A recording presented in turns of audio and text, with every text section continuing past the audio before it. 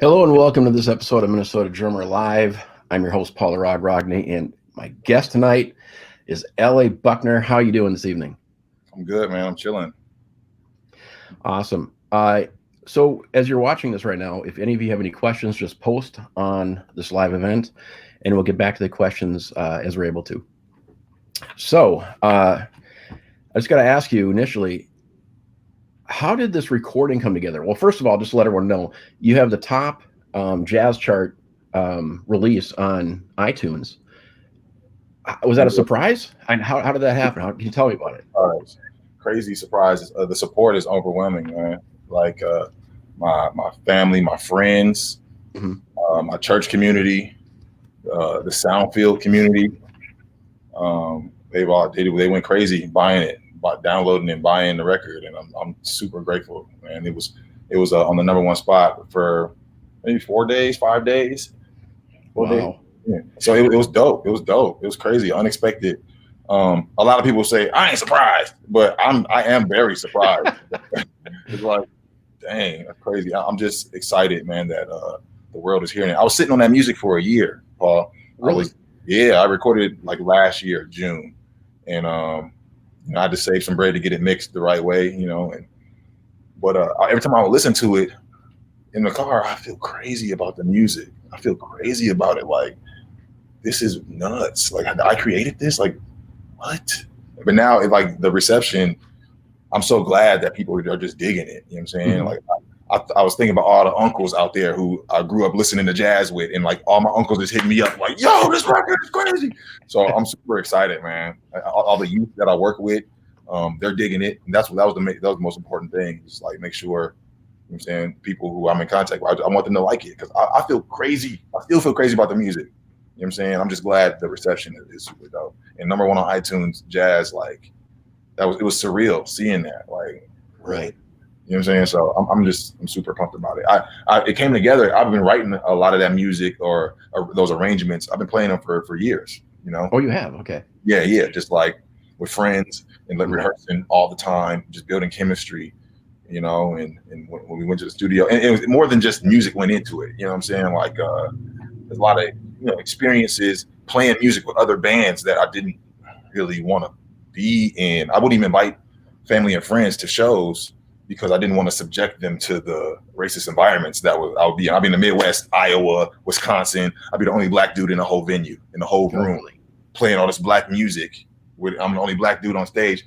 And when I'm off stage, they treat me like I'm less than or like I'm a threat. It's like, I can't, yeah. So I had to quit a lot of those projects and focus on my own sound. I had to leave a lot of bands, and people was mad, but it's like, I had to focus on me. You know what I'm saying? On my black sound, on my African American, my churchy roots, my churchy sounds. You know what I'm saying? And I put all I had into this recording. You know what I'm saying? And it came out. I'm just overwhelmed at the reception of it, man.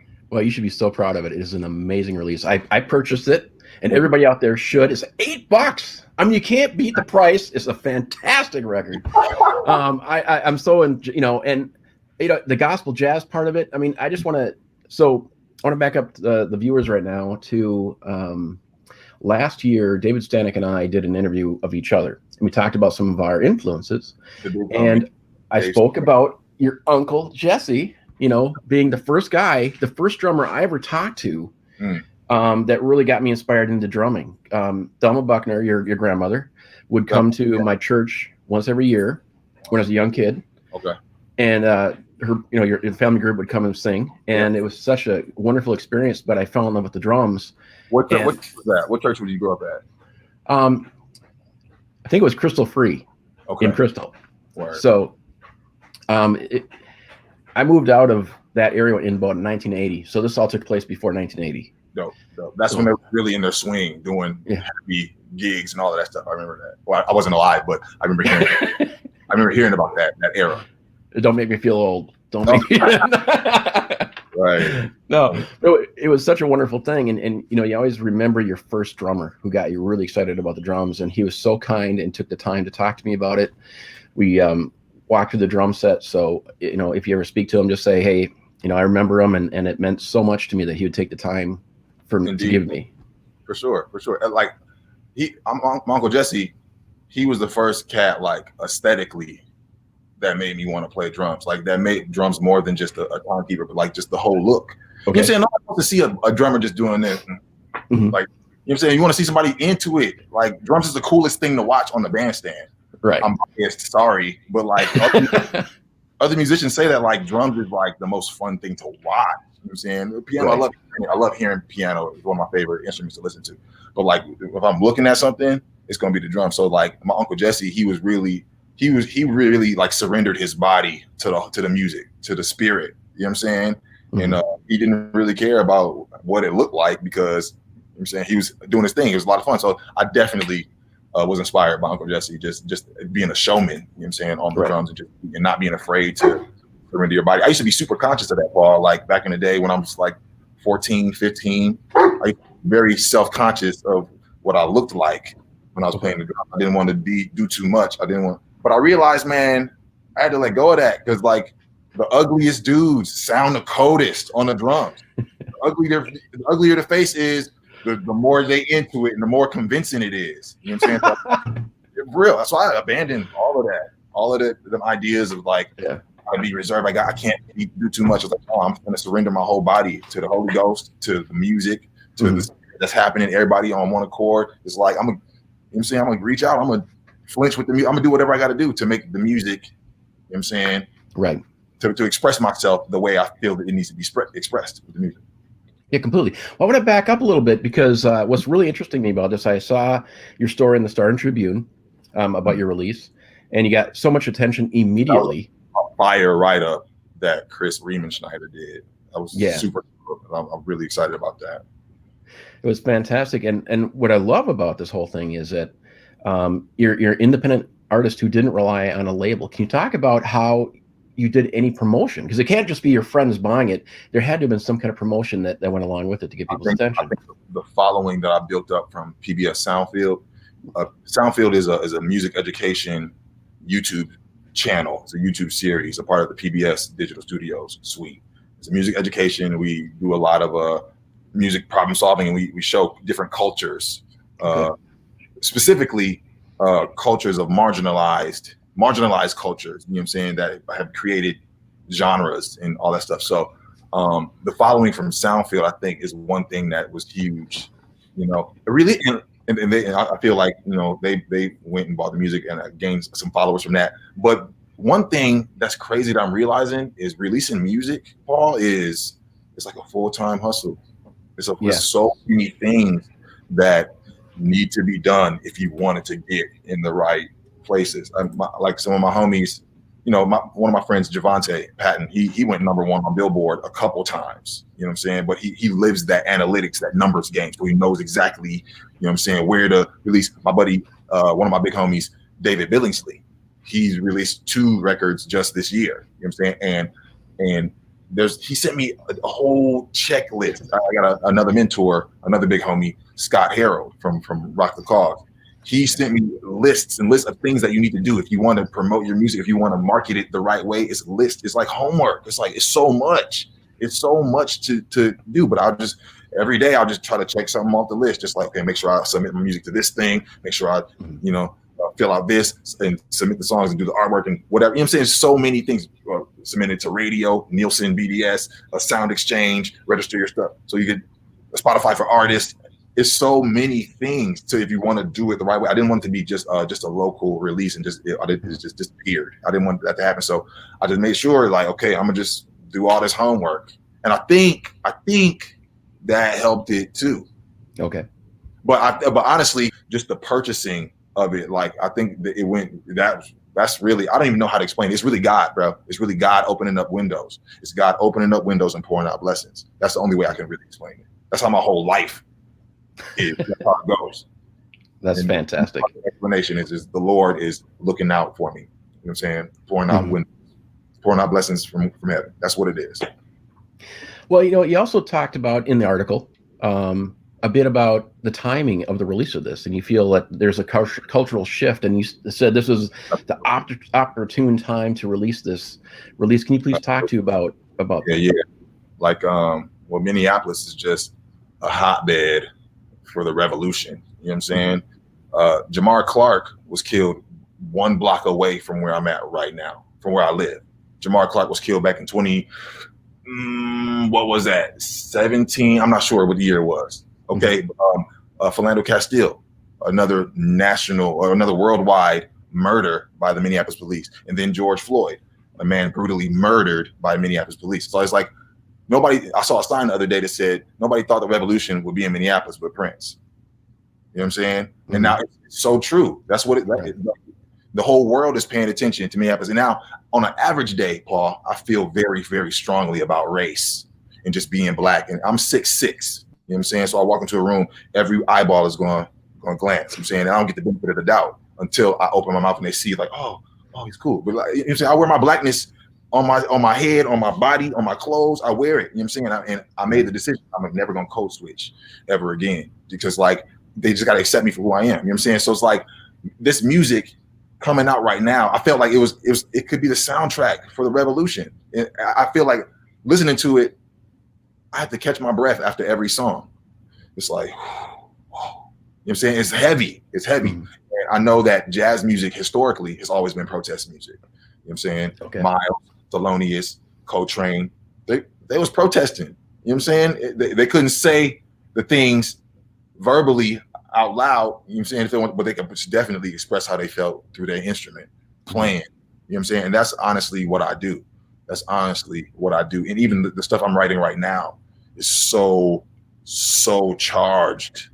It's racially charged. It's politically charged. But the music, mm-hmm. and my new stuff that I'm writing right now is just like it's intense too. You know what I'm saying? So it's like that's the platform I have, and I realize like as an activist, you know what I'm saying? I can't believe I'm saying that, but like it's my job, you know what I'm saying? Activism isn't just one thing. It's not on the front lines with a strap ready to go. You know what I'm saying? Not everybody is prepared to do that. You know what I'm saying? Not everybody can do that. I realize that my platform is my music.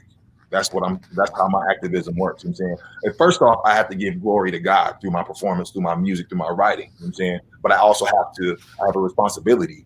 Being from Northside Minneapolis, the same neighborhood as Prince, Prince's music was charged up politically, okay, racially charged up. His music was super black, and I didn't really recognize that.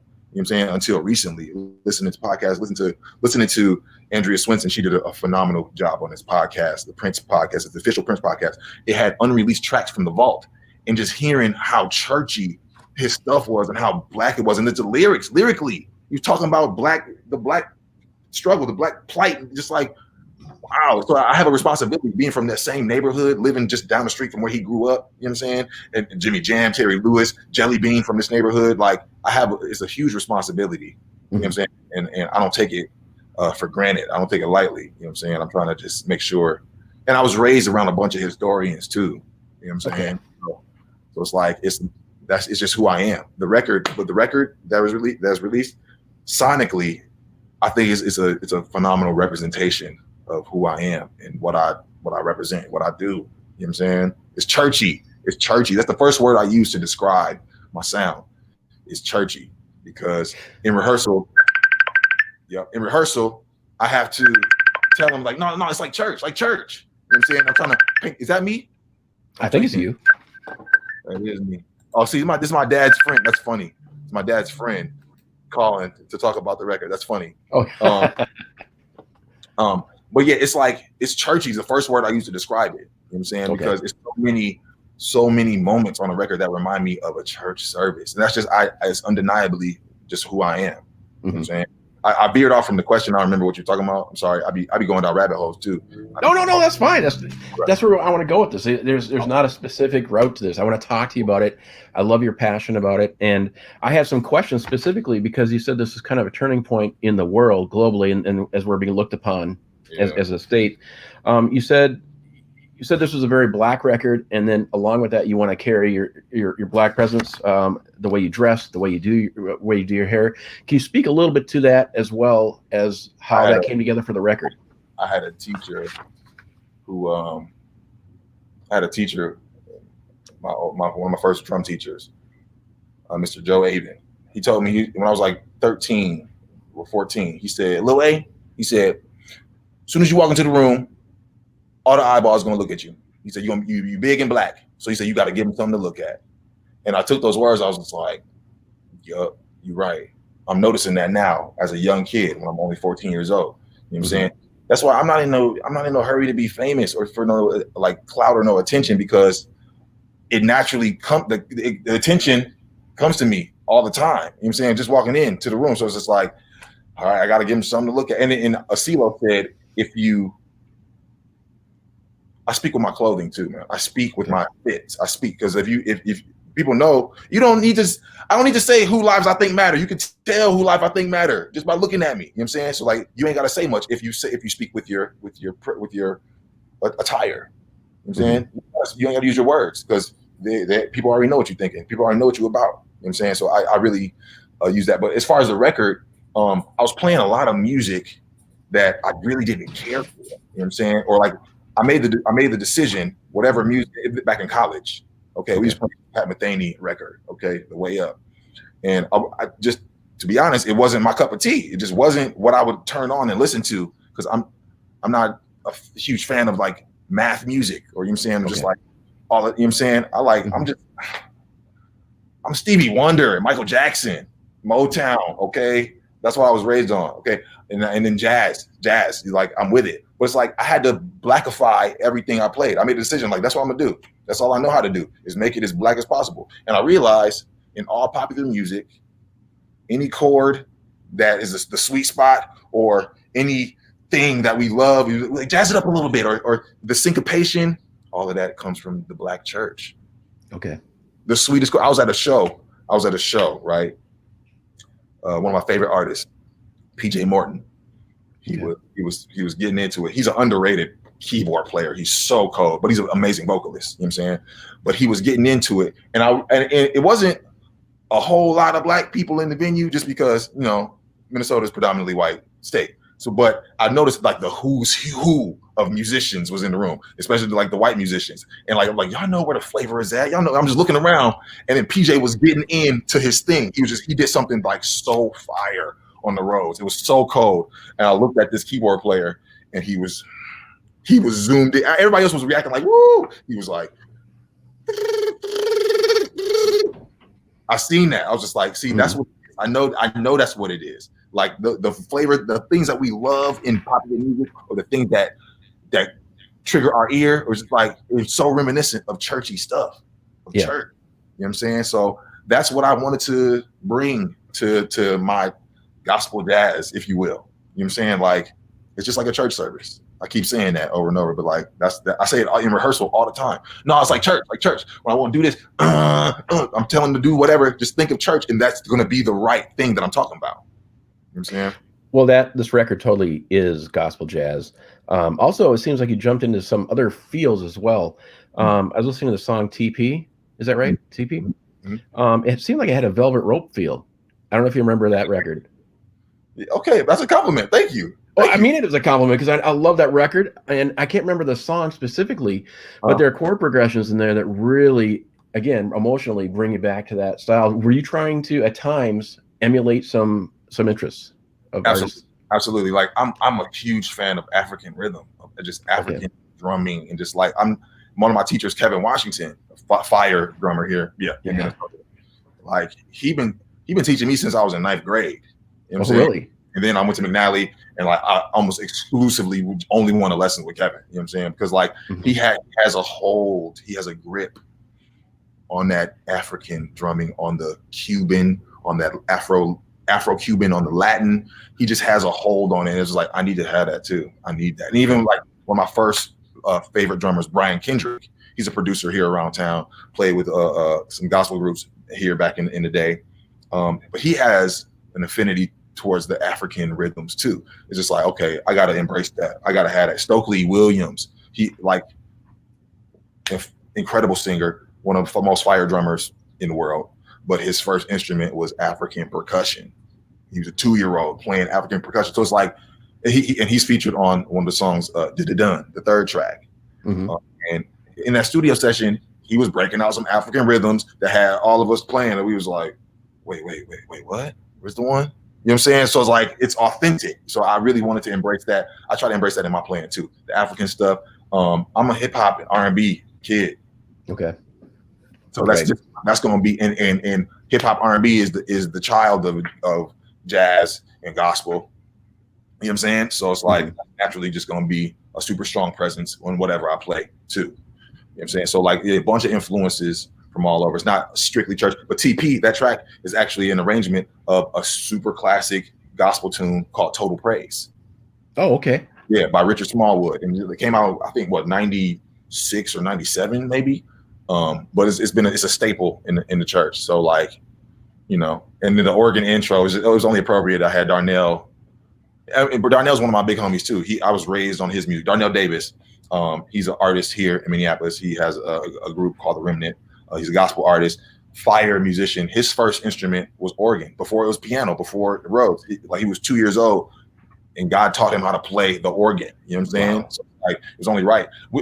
I was at the session, and I went to go get the catering. I went to go get the food, and Darnell said, "Okay, I'm gonna start my overdubs, my organ overdubs."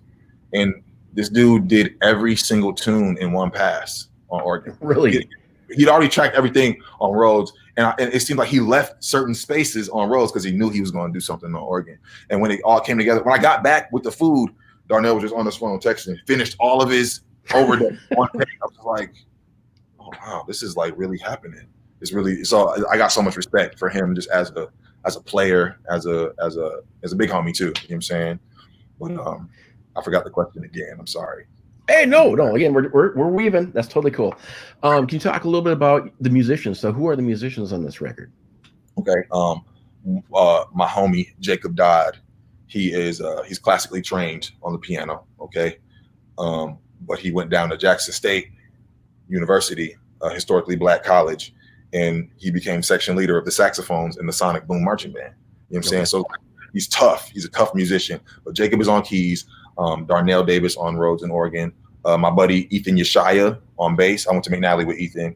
Okay. He is not just a musician, but he's a creative mind all around. He's a producer, he's a comedian, he's a videographer. He hosts a podcast. He got so much stuff going on. So I love E. Patrick Horgan, the guitarist, he actually played keys in this band called Foe that I was in. Okay. And Pat, he brought a whole nother life to the record. I was in rehearsal this morning, and Pat was wrecking my brain. You know what I'm saying? I told him, I was like, dude, like, make it African, like, do some African influence. He was just killing. So it's like Pat was doing this thing. It's me, Jacob, Darnell, Ethan, Pat. That's the core of the band. And I had Stokely come through the studio and help us with a couple of tracks of percussion, and my buddy Miles Long. But honestly, my band, big homie, I want it to be just a rotating crew of cats. You know what I'm saying? Just all the homies that I want to play with. Like, if you play with me, you're going to be a part of big homie. You know what I'm saying? So it's like all my homies who know the music. I got a homie, Rob Coleman. He used to live here, but he moved down to Alabama. But he know all the stuff. So when he come up here, he going to play it. My buddy Corey Stampley, who moved out to Los Angeles, he know my stuff. So when he come through, he going to play. You know what I'm saying? So it's like, it's a community thing. It's just like church. Mm-hmm. Just like church. If you're a musician and you out here, you play, and you go into a guest church, there's a good chance somebody gonna tell you, okay, boom, sit in, whatever. You know what I'm saying? That's just a part of the culture. So I got to keep every aspect of the church culture alive, no matter where I'm at. Well, you're gonna be playing live on September 19th, correct? Yeah. So who will be in that lineup, and where will that gig be? It's gonna be a socially distanced show. First off, I hate everything about social distancing. I hate mask culture. I hate not being able to shake my homie's hands 10 times when I see him. You know what I'm saying? So it's like, but I'm sure everybody feels the same way I do. Right. But the show is going to be at Ice House, one of my favorite venues. One of my favorite venues in the city. I proposed at Ice House. I threw a big show there 4 years ago, played for all the bands, and ended up proposing at the end of the night. So Ice House has definitely some sentimental value. You know, but it's gonna be outdoors on the patio. They got a dope setup outside. But yeah, September 19th. It's a day show. It's a day show on a Saturday from 3 to 6. Ain't nobody doing nothing at 3 p.m. on a Saturday anyway. So it's like, why not have a day show? September 19th is also my birthday. I'm about to turn 30. So Yeah. Thank you. Everybody tells me all the old heads, all my mentors and OGs, they be like, "Oh, you still a baby?" I'm so I'm like, "Okay, cool. I'll be a baby. That's cool." But yeah, so September 19th, 3 p.m. Okay. I'm gonna be hitting that Ice House on the outdoor. Who will your lineup be though? Since you have a rotating band, who will you be playing? It's gonna be me, Jacob Dodd, Patrick Horgan on guitar, and Jalen Spencer on the bass. Okay. Jalen Spencer, Sir Spencer, one of my little homies who literally I was rehearsing for this record back probably 7-8 years ago, and my friend Javante saw Jalen walking down the street, a kid walking down Broadway with a bass on his backpack, or the backpack on with a, like, you don't see that. You don't see kids walking with instruments. So Javante, actually, it was a guitar case with the bass inside of it, so like the neck was like sticking out of it. So it was like, because he was on the bus, just going, just learning how to play. And Javante, he seen him, he was like, "Hey, come here, we rehearsing, come on." And Jalen came in, and the rest is history. You know, he became one of my first little homies who I was looking out for. There's a culture, Paul, as a drummer, as a musician, as a black man, as a mentor. There's a culture of mentorship that I have to embrace. I grew up, I had fire mentors my whole life. You know, church gave me fire mentors. My parents made sure I had big cousins who wasn't really related, but they're still my cousins. You know what I'm saying? Still raised me, they still imparted things into me that I believe right now, that I live by right now. You know what I'm saying? So it's like I realized, like, part of my job as a musician, as an educator, as a teacher, I gotta be a mentor. I gotta be the big homie. That's how I keep the culture alive of what we do. You know what I'm saying? So like Jalen was one of my first little homies that I was like pouring into. You know what I'm saying? He got a question, or I'm trying to get a new bass. Well, I'm gonna try to find somebody who's giving away a bass, because I can't buy you nothing. I ain't got the money. So it's like I gotta find, you know what I'm saying? Like, but you treat those little homies like your siblings. You know what I'm saying? Right. And I've been in their position before too. You know, I got a little homie right now. He's 19. But like I was 19. I wasn't having no money. I didn't, you know what I'm saying? So I gotta look out for him. I gotta hey, you cash out me a couple dollars for some food? Yeah, I got you. Boom. You know, I have to. That's just part of the whole culture. It's like countless kids out here that, you know what I'm saying, don't have solid mentors. So it's like it's a huge responsibility that I take as a teacher, and my avenue of mentorship is just music and drums and teaching. You know what I'm saying? Oh, that's brilliant. So I think this is a great time for us to take a quick break. What I want to do is play a video link you sent me. I was wondering if you could lead into this. I want people to check out some of your playing. Can you speak to me the link you sent me? That's a drum cover. Okay, so look, this is it's a part of the culture too. Okay, it's there's a whole network of drummers who send these drum tracks. There's tracks, okay? There's cats making tracks. You can cash out them, buy the tracks. You know what I'm saying? And you get sent tracks from your little homies. A lot of my little homies be sending me tracks that I be wanting so bad. I was like, oh my God, I need that. Give me that track. Send me that track. Because there's something so satisfying, Paul, about listening to something all day, like trying to picture yourself playing to it in the car, studying a track, and then like getting down and hitting all the hits that's supposed to be there, and like expressing yourself in that template, in that track. And so this track I sent you is called Voyager. I wish I knew who made it. I don't know who made the track, so I can give him some credit. But it's a popular track amongst all the Instagram drummers, all the YouTube drummers out there. You know what I'm saying? But I took it and put it in my app and I sped it up. You know what I'm saying? Just because like it's more of a challenge. You know what I'm saying? So this joint is called Voyager. This is actually like my 5th time sitting down to record this tune, this video.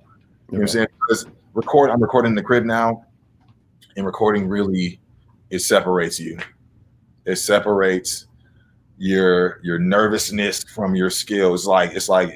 Recording is what really separates the youth from the grown folks. And you know what I'm saying? It's like being in the red. I had a conversation with a phenomenal drummer from Chicago. His name is Leonard Maddox.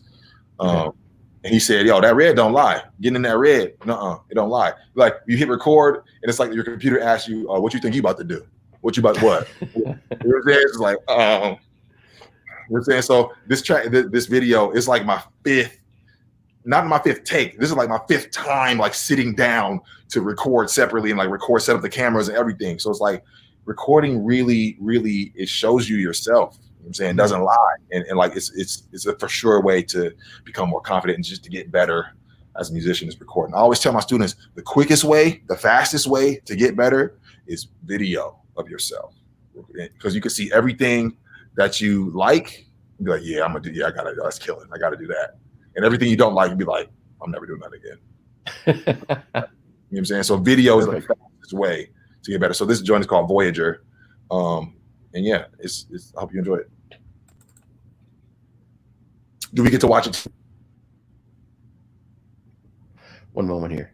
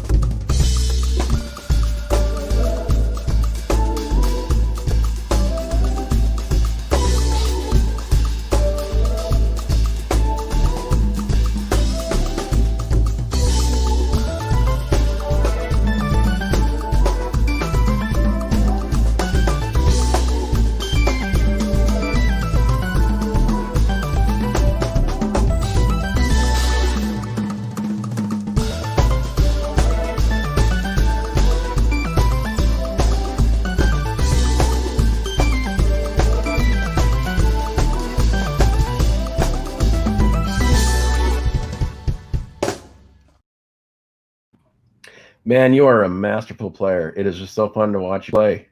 Thank you, Rob. Thank you. It was fun to watch you. Actually, it was fun to watch you go at it here, just watching the video. Hey, the video, you can see the things that you like. Hey, but honestly, Paul, one thing that I tell my students is like, it's okay to like what you do. It's okay to be satisfied. You have to be your toughest critic to make sure you're killing, and you climbing, you know what I'm saying? But like, it's okay to be satisfied with some of your work too. You know what I'm saying? I'm sure Michael Jordan was satisfied when he scored a bunch of points and won the whole championship. I'm sure he was like, yeah, we did that. You can't be afraid. You know what I'm saying? Like, you definitely, humility is definitely your first priority. You know what I'm saying? But confidence, there's a fine line between cockiness and confidence, right? Right. But you have to be confident to even produce a killing, a smacking product. You know what I'm saying? You have to be confident, you know what I'm saying? And like, you know what I'm saying? I worked hard for that take, so I want to enjoy it. You know what I'm saying? No, you should, and it's brilliant. Well, just to piggyback on that, I talked to David Stanek, who is a former teacher at McNally Smith School of Music. The homie. Yeah, he was telling me about your senior, what's that called? The recital? Yeah, senior recital. He said it was amazing. It was completely blow away. He had a complete auditorium full of people. He just said it was really epic. So no, that took me by surprise too. I mean, but you know what I'm saying, like, don't nobody come together and support like black church folks, okay? Like, oh, we showing up. We're bringing all the kids. We coming through. We gonna be there. It's like, okay, and like they showed up. Like, I remember Tower of Power was there, and it was thick. It was packed. But then the recital, like, there was people standing outside of the auditorium for the whole thing. Like, really, it was overwhelming. Yeah, it was overwhelming support. You know what I'm saying? And then like, even the sound man, Peter. I need to remember his last name. I can't remember his last name, but Pete. He was the sound man, and he pulled out all the extra lights and the lasers and the strobes and everything, the smoke, the haze machines, and like because the production of it was really important to me. Like, I saw people's recitals, and it's just like, it was just like they was looking at a set list in their hand, like, okay, the next tune is boom. I was just like, I'm trying to do a show. We gotta be.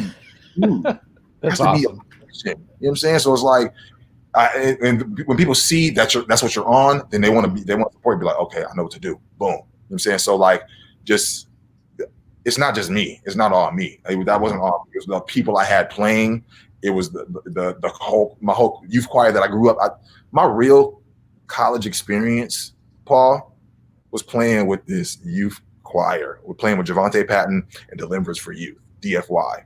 That's what gave me my gig experience. We would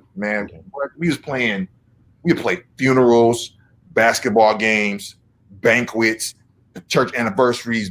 We played 2-3 gigs. We pulling 2 a days and 3 a days. Wow. Gigs like me, all of us. We kids just graduated high school. We catching the bus.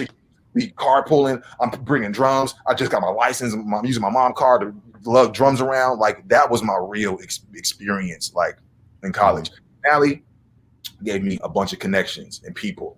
That's what McNally gave me. But like, playing,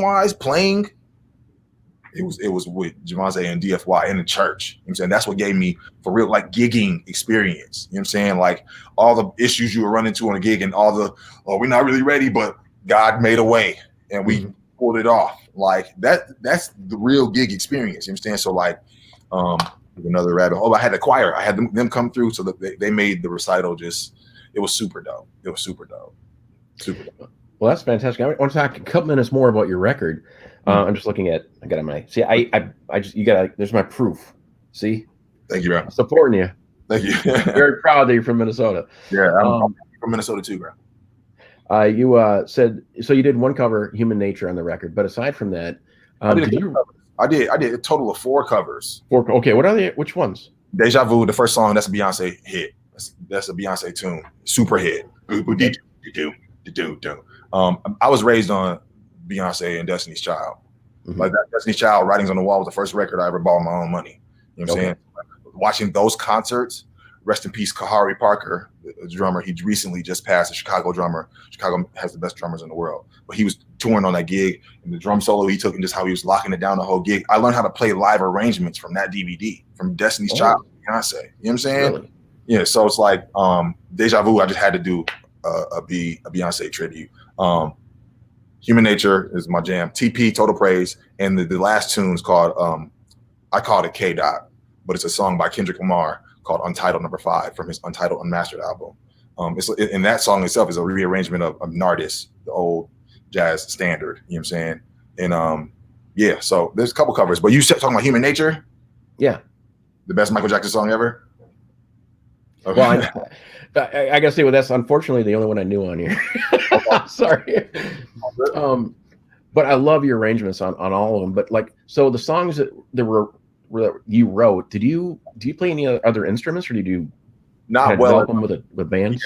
I don't play them well enough to say that I play them. You know what I'm saying? But I got this bass right here, and to be sitting here all lonely because I barely touch it. I barely use it. I only use it to make my beats and demos. You know what I'm saying? But I have my homies who really play bass listen to a reference and then like really play it like a bass player should play it. Okay.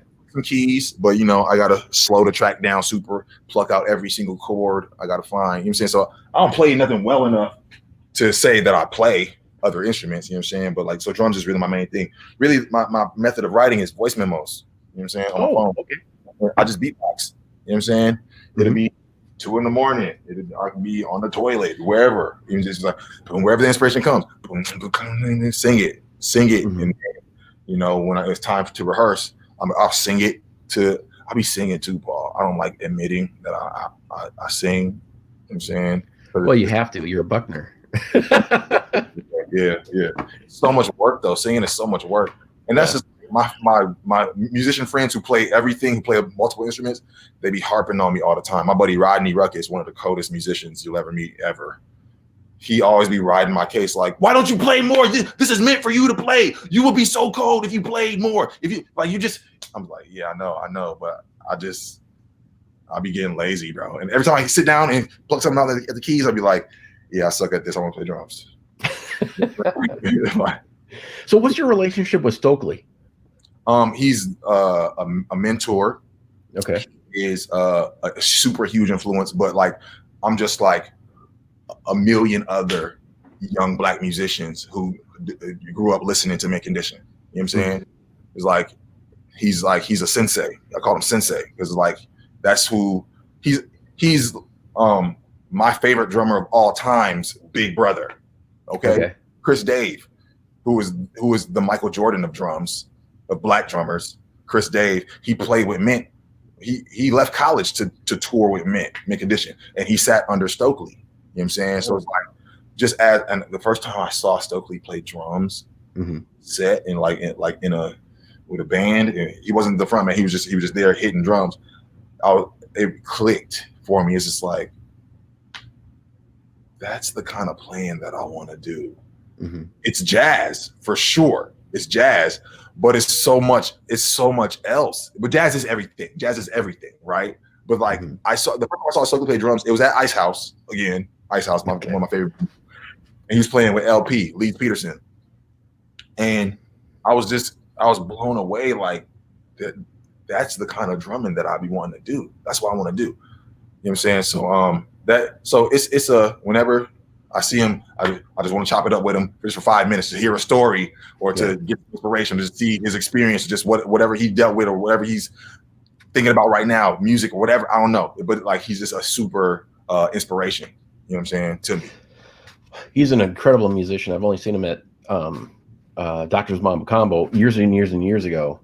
That's right. I first was introduced to him, and he's just a phenomenal musician and guy. How did you get him involved in your record? I asked him like, hey, I got this, I'm doing this big percussion thing to set up. If you could come through, if you're available, I would love to have you come through. And he showed up, bro. He showed up. I was like, but he's truly like a musician's musician. Okay. Right. I can tell recording in the studio is probably one of his favorite things in the world because he's such a natural at it. And he sat there and he observed. And when I told him what I want, I said, I want like the real authentic, you know what I'm saying, African rhythms for this thing. So like whatever you gotta do. He was all right, cool, play it. And I played the track and he turned it up super loud and he just sat in the middle and he did this and listened to the whole track and was just listening to the whole track.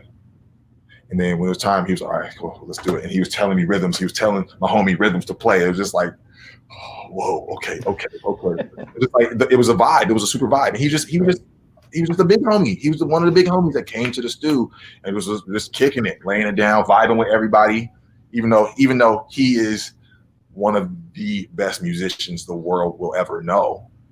And I'm not, that's not crazy of me to say, because all of my favorite musicians feel the same exact way. You know what I'm saying? Right. All these drummers that I be watching who record gospel records, who be touring all over the world, like they act like giddy school kids at a mint condition show. You know what I'm saying?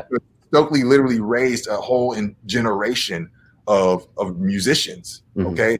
Brian Kendrick told me a story back when he first heard Are You Free on the radio. He was like, wait, these is real drums. This is Brandon Commodore said something about this on with you too. He was like, he was at a time where people wasn't hearing live instruments on the radio.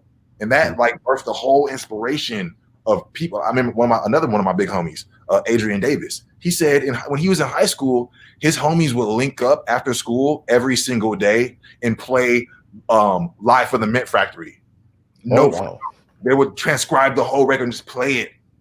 There's something satisfying about like learning and playing and like getting it down, because all that stuff that you're learning, that becomes a part of your natural vocabulary. Anything you transcribe and you listen to over and over and over again so that you can hear it and you can sing it back, that becomes part of your natural vocabulary. So when it's your time to solo, when it's your time to be creative in your spot, take your spot for whatever, your stuff ends up sounding like the stuff that you've been inspired by. You know what I'm saying? And you just get closer and closer. The more you listen and the more you transcribe, the colder you get. You know what I'm saying? So it's like, Stokely, he's a super influence to hundreds of thousands of Black musicians everywhere.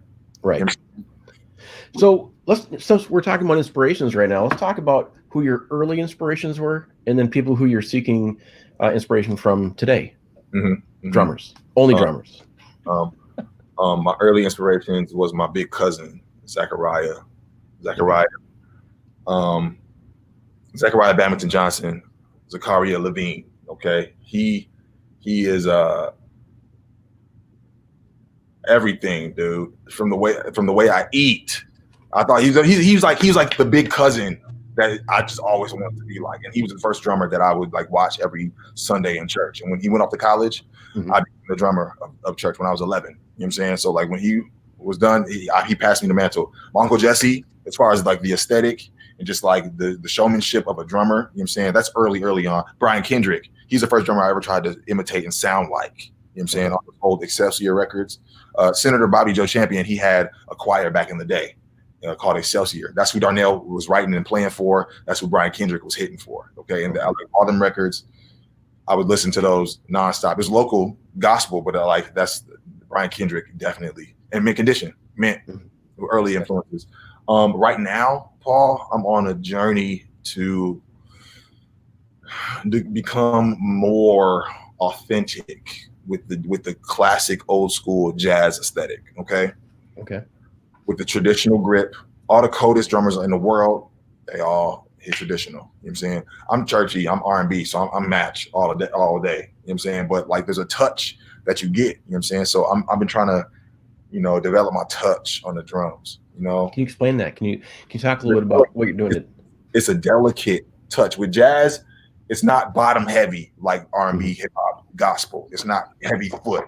Okay, it's a light heavy. It's a top. You know what I'm saying? It's the cymbal and the snare. It's not as active. It's a touch. It's a delicate thing that I'm trying to adapt. So like Marcus Gilmore, you know who that is? Marcus Gilmore. He's Roy Haynes' grandson. Okay. Oh, okay. But that's saying a lot right there. Right. His touch. I'm trying to develop my touch like that, or like, okay, I finally had a lesson with this dude named Herlin Riley. Okay. Herlin Riley played with Wynton Marsalis at the Lincoln Jazz Center for 30 years.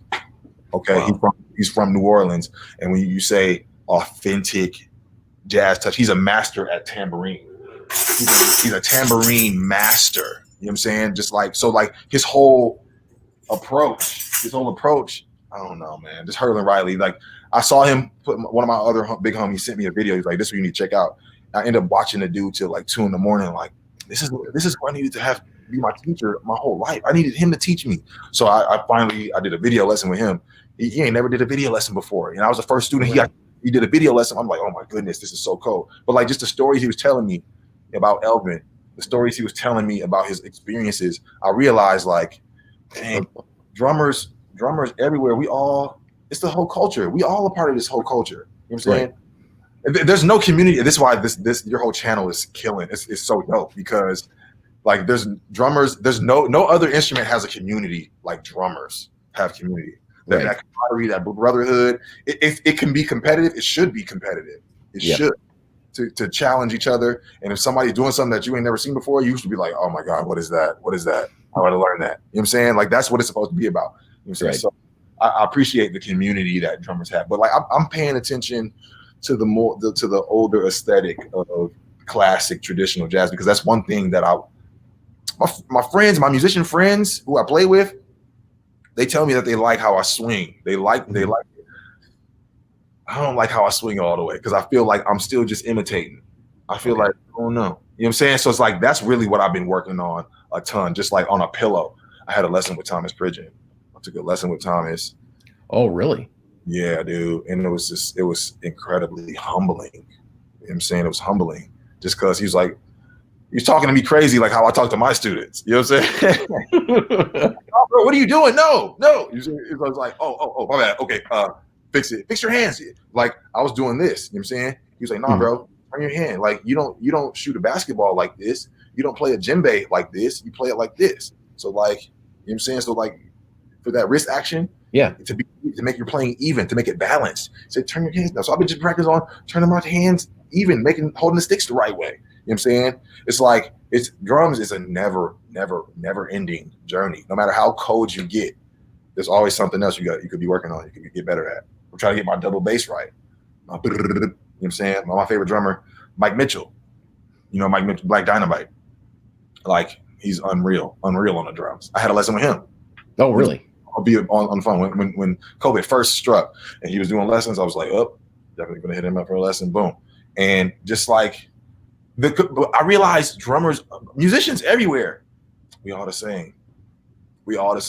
Honestly, all we want to do is be cold at our instrument, joke around, have a good time. That's all we want to do. Musicians everywhere. We just crack jokes, tell good stories.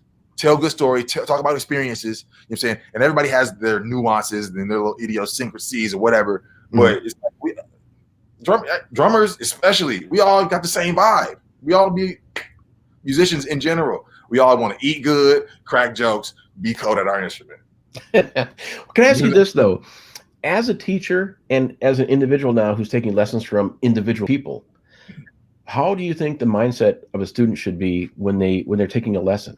You know, how do you take the most away from a lesson from a teacher? Just be hungry.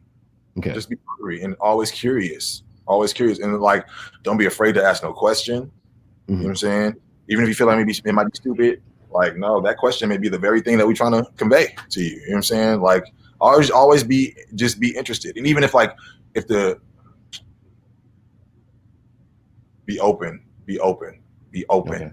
Be interested and open. Cause like a lot of stuff that some of my teachers was showing me, I just wasn't really interested in at all. But I'm glad for that exposure because I know that name. And it's like, it's, you know what I'm saying? It all works together some way, somehow. So even if it's not your cup of tea, what's up? I'm sorry. I was going to say, can you please talk to that a little bit? Because so many people get discouraged about learning certain techniques. And can you talk about working through that and what's the benefit? Like nothing you learn is going to hurt you. Okay. It's not going to make it worse. Everything, any piece of information, it can help you some way, somehow. So it's just like, welcome all of it. Just be as hungry as you can. Okay? And because you never know what's going to jump out at you either. As a drummer, just talking as a drummer, you never know like what's going to grab your ear, what's going to catch your eye. You're like, oh wait, that was cold. So rewind that video 12 times if you have to. YouTubing with me is just like, it's the longest thing ever because it's like, oh, I got to see that again. Rewind. Got to watch it 12 times. Okay, rewind even further back. My buddy Rodney, the way he rewinds and studies YouTube is just like, it's insane because like he'll get to the point like, oh, that was so tight. Let's rewind it. Beginning of the video, wait the 6 minutes until it happens again because you catch something else. You know what I'm saying? So like, study, like just be hungry. That's the advice I could give a student. Like, just like come prepared with questions. Think about what you want to get better at, and if your question don't get answered, figure out another way to ask the same thing. So if you're trying to develop something in particular, let's say you're at home and you don't have a really good structure of independent rehearsal, what do you recommend? Let's say you have 15 minutes to half hour a day So I'm a busy guy. I have a family. I got Mhm. 15 to 30 minutes max. Yo, every single time you sit down, every time you grab a pair of sticks, every time you tap out a rudiment, you get that much better. You get a little bit better. It just, or the timing don't even matter. I put something in a microwave for 3 minutes. I come down, I'm able to play for 5. And sometimes in that 5 minutes, I get something that I've been struggling to get for months. Okay. So every single time you touch it, I tell this to all my students, every time you even think about, if you tap in a rudiment on the steering wheel, if you're on your legs, you're getting a tiny, tiny bit better. And that's what it takes. It takes 100,000 times of doing something to like be able to kill it. And we only at 100 times. You know what I'm saying? So it's like, there's no shortcuts either. Ain't no shortcuts. So you got to just put in the work and slow it down. Everybody, you'll hear this from every drum teacher ever. Slow it down. Every musician, any music instructor ever, slow it down. Slow it down, because if you can get it while it's slow and right, then when you get comfortable with it, spend time with it while it's slow. Slow it down. Just slow it down. That's what I always say to my students. Go ahead. Well, I just want to say right now, I'd love to play your drum solo that you did this March, just before COVID. I love this video. It's like you started off with telling a story, and then you go into a lot of different techniques and styles and dynamics. So I want to play with it, and then afterwards, I want to ask you some questions about what a solo means to you. Okay, so think about that while we watch this, okay? That's a great question. Here we go. All right.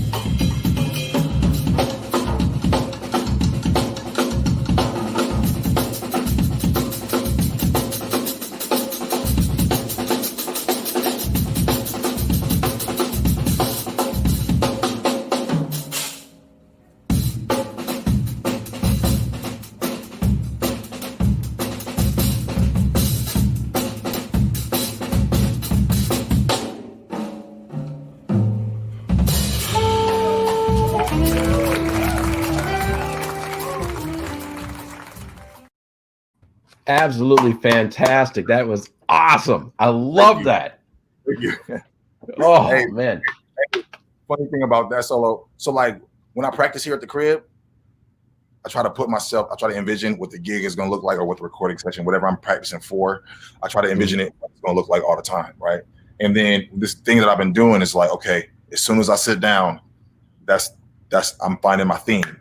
I want to find the first notes I play. I want it to be the thing I want to base this first chunk of the solo off of. So I have been practicing that for a minute, and then that first groove I went into, my students, a couple of my students and little homies, they was sitting right there at the show, and he always tried to imitate this thing that I be doing, and I never really unlocked it all the way for him.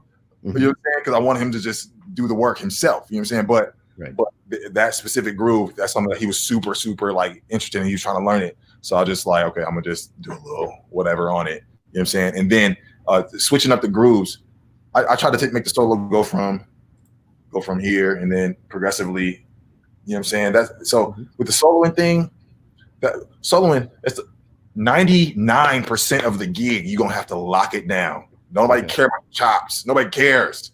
You know what I'm saying? I was doing a lesson this morning.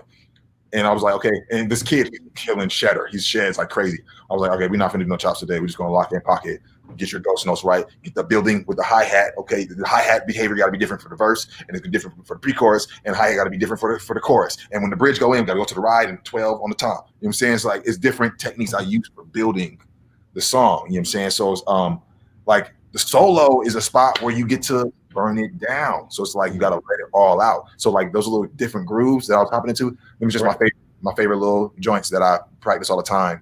It's just like, okay, that's my chance of solo. Next thing, whatever, we'll do what I do, build it a little bit, and then okay, next thing, random. I like to just do complete random switches sometimes. And like some cold solo, Dennis Chambers, phenomenal soloist. Chris Dave, the Michael Jordan of drums. His solos, it's not fair. It's not fair what he does in the solo. It isn't fair. It isn't fair what he's able to do. I realize that we like musicians not for their ability, because once you get on a certain level, you can figure out what's happening. Everybody can do the same things. But we like musicians for the choices that they make, for the decisions that they make, like why they decided to put that right there, or how they even thought of that right there. Like, I know what that is, but like I would have never thought to put it right there. You know what I'm saying? Right. Like that's why we like musicians. And Chris Dave, he just triggers that for me all the time. You know what I'm saying? Okay. But yeah, soloing is a great question. I think about themes. I think about A and B. You know what I'm saying? So spend some time with A calm A, then spaz for B, and then rip it back to A. Because it's crowd involvement too. The crowd wants to pay attention to that, and they'll follow those quick changes, and then like it's play with the emotions.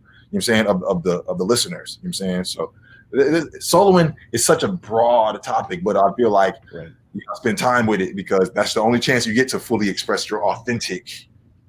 You know what I'm saying? Well, this solo was fantastic. It had so many different feels, so many different styles.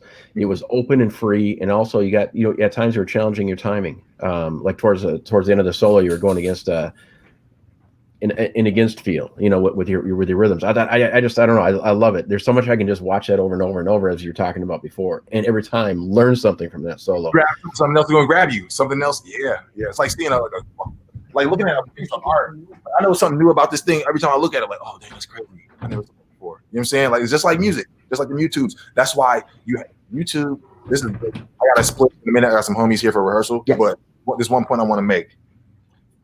College is going to be obsolete in 5 years. College will be a thing that we talk about as a pastime thing. College ain't going to be a thing for much longer. YouTube is the new college experience, okay? So 2 things about YouTube. One, you got to have your favorite YouTubes that you watch over and over and over again, like songs you listen to. Especially if it's a drummer, when you want to learn something the drummer's doing, you have to watch it so many times where you could sing it. You could sing the lick that they're saying. So you can sing it so well, like when I'm washing dishes, I can even sing it. And then if you can say it, you can play it. You know what I'm saying? So like and rewinding and slowing it down. Like my teachers, they kind of got jealous of the YouTuber age because when they was listening to vinyl, or listen to the tape or the disc, like they couldn't see what hand the drummer was hitting with. You know what I'm saying?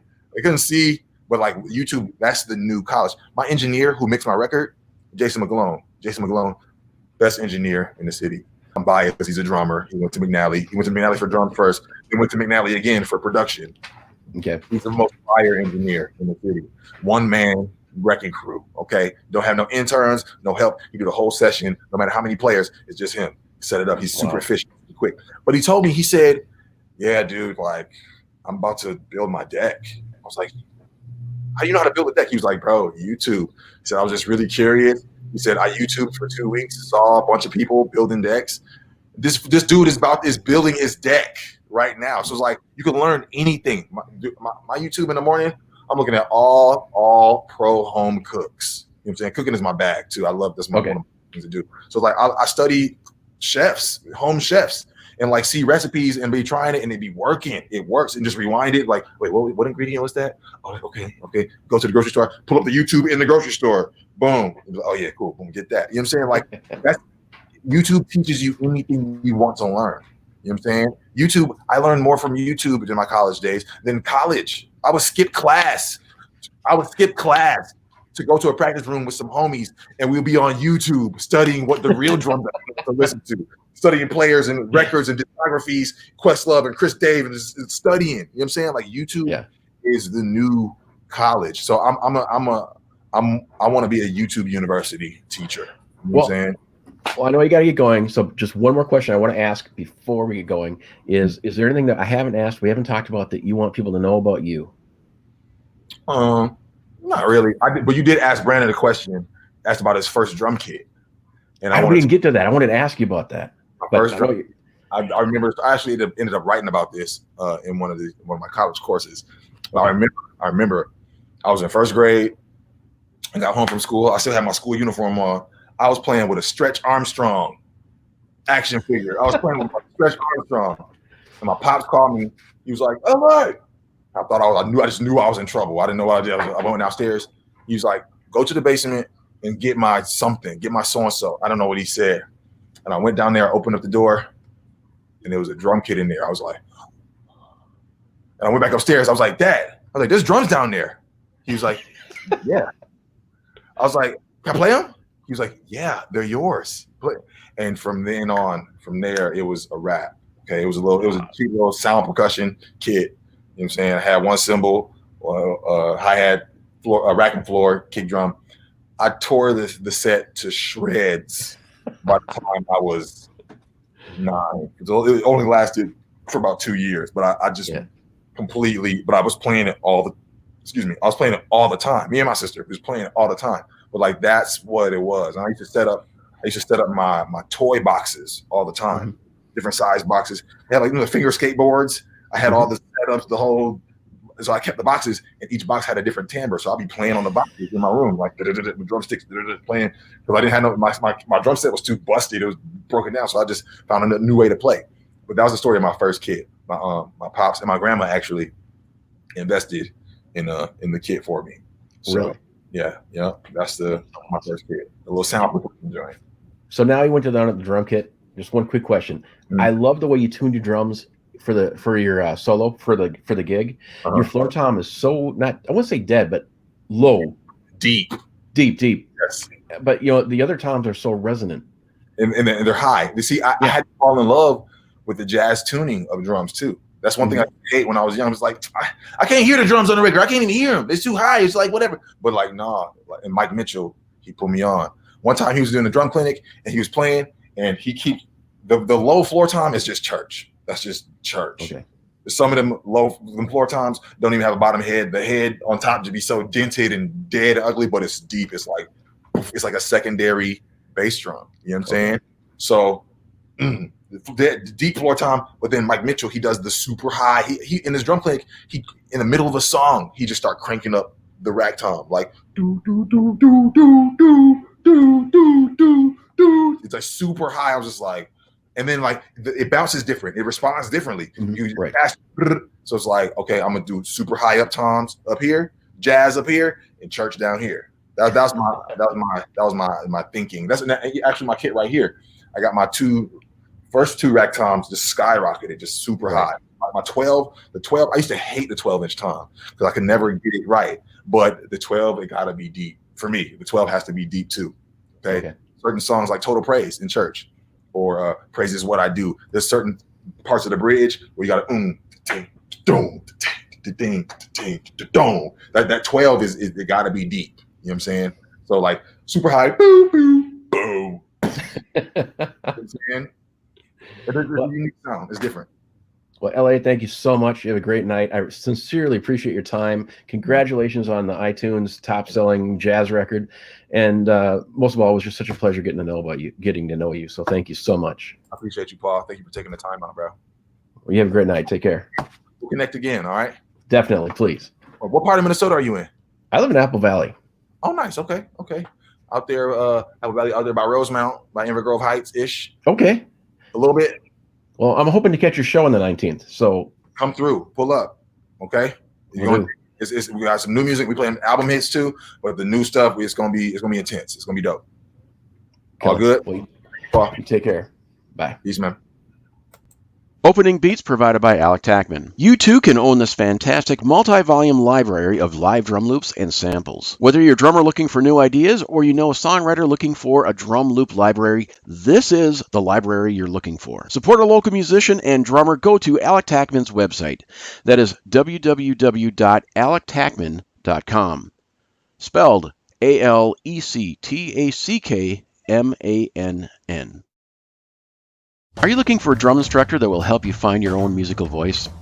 Whether you're a beginner, advanced, or in between, the David Stanek School of Drumming offers an experienced and professional approach to help you take control of your drumming. David served on the faculty of McNally Smith College of Music for 27 years. Currently, he serves on the Percussive Art Society Drum Set Committee and is a member of the Modern Drummer, Remo, and Vic Firth education teams. David has authored multiple books including Mastering the Tables of Time. It was voted the #1 education book in the Modern Drummer 2009 Readers Poll. Let David help you find your beat. Please visit www.davidstanekschoolofdrumming.com. David Stanek is spelled DAVIDSTANOCH, schoolofdrumming.com. Again, the David Stanek School of Drumming. You've been listening to Minnesota Drummer. Minnesota Drummer is copyright 2020, all rights reserved. Any content played or viewed during this broadcast is used with permission, is copyright of the respective owners, and is used for promotional purposes only. No part of this broadcast can be edited, reproduced, and cannot be sold. Please look us up and follow us on our various social media sites. You can follow us at minnesotadrummer.com. There you'll find our contact forum where you can give us feedback and recommend a drummer. Thank you for listening.